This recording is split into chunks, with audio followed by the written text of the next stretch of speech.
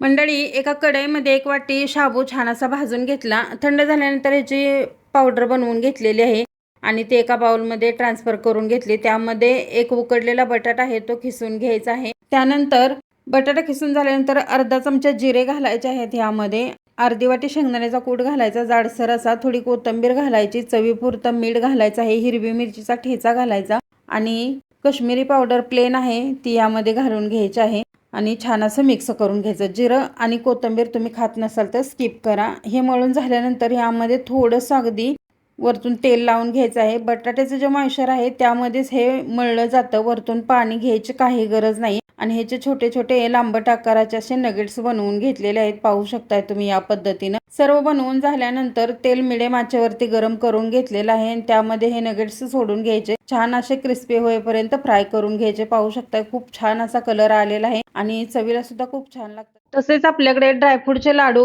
डिंक लाडू, मेथी लाडू, रवा लाडू आणि बेसन लाडू हे 5 ते 6 लाडूचे प्रकार मिळतात. तुम्हाला मागवायचे जर असतील ना तर स्क्रीनवरती नंबर दिलेला आहे, त्यावरती तुम्ही कॉन्टॅक्ट करू शकता. धन्यवाद.